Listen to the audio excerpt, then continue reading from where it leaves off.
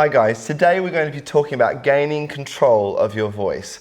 This is a big topic actually, there's a lot that goes with it, and a lot of people I find it difficult to know exactly how to get the most out of their voice and get it to sing accurately and consistently. Now, one of the things that I want to kind of translate to you today is that if your voice feels good, it's probably going to sound good. Now, that's an interesting topic because actually a lot of people get very used to their voices not feeling good. For instance, if they sing a high note, they might experience a lot of strain and they get quite used to that strain always being there when they sing that high note. Now, that being said, it might be that you actually need to start to engage with what you're feeling in your voice. What is going on? Are you feeling any strain? Are you feeling any constriction? It's that constriction that starts to affect both your ability to control the fluency of your voice as well as what we call intonation. If you don't know what intonation is, it's just the finer points of pitching and tuning your voice. And so how do we start to take off some of that pressure? It's very important that you have firstly an awareness. A lot of people say singing is 80% psychological. I tend to agree to an extent. It's really important that you are very aware of what's happening in your voice. A lot of my students, I get to close their eyes and actually I ask them, what are you feeling? What are you experiencing? And if they are experiencing strain, we even just allow ourselves to be aware of that strain. And by even just considering that we might have strain there, we can regain some control in trying to let that to settle down and release. Now, the other thing is we really want to think about compression. Compression is an interesting topic. If you think about the vocal cords, they're about the size of a 5p coin, very small. They are covered in a small mucosal layer and they're quite delicate and they need to be treated as such. Now, the reason why I find that interesting is because actually all these muscles down here that I use to control my breathing, they can create a lot of pressure. And for a lot of singers, they create too much pressure.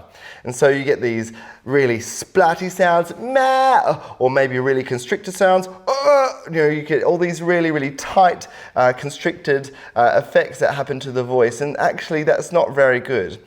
When you go for a high note, whether it be loud or soft, when you go for a low note, whether it be loud or soft, the voice should feel good. It should feel balanced.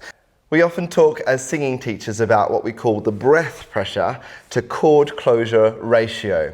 Now that might sound a little bit technical, but really what we're trying to do is balance the pressure that we have between our respiratory system down here and what we've got going on in our vocal cords, making sure we've got the right closure. Now, so if we are trying to do that, we want to really make sure that the pressure is really, really balanced. I'm going to take you through a couple of exercises that will allow you to do that. So firstly, we're going to use the sound bup. Very, very short, very staccato, and actually we're using that very short effect to make sure that we don't build up unnecessary pressure in the voice. And so I'm going to take you through an arpeggio, and it's going to sound a little bit like this. I want you to sing with me, bup, bup, bup, bup, bup, bup, bup. Now the great thing about that staccato effect is that because I'm not joining anything up, I'm able to really make sure that the voice remains released. Let's take this up a few semitones. Bup, bup, bup, bup, bup, bup, bup. And up we go. Bup, bup, bup, bup, bup, bup, bup. Get the P in. Bup, bup, bup, bup, bup, bup, bup. Release the back of the throat. Bup, bup, bup, bup, bup, bup, bup. The next one. Bup, bup, bup, bup, bup, bup, bup. Again, I'm not getting a chance to strain, and that's allowing me to not only get a sense of control and warm my voice up into that place, but also I'm getting a chance to really sing those notes in tune.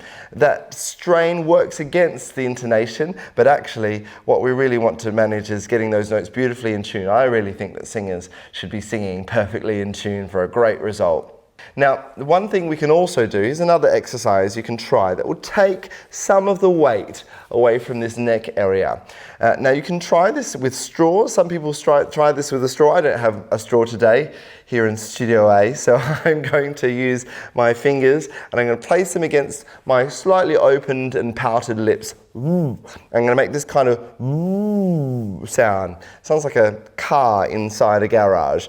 And so what we're going to do is put our fingers over. I'm going to sing some of these arpeggios. And you really want to aim for the fingers. If you're feeling it in the back of your throat, you're in the wrong place. Up we go. My voice is so relaxed doing these. Keep going, make sure it's relaxed.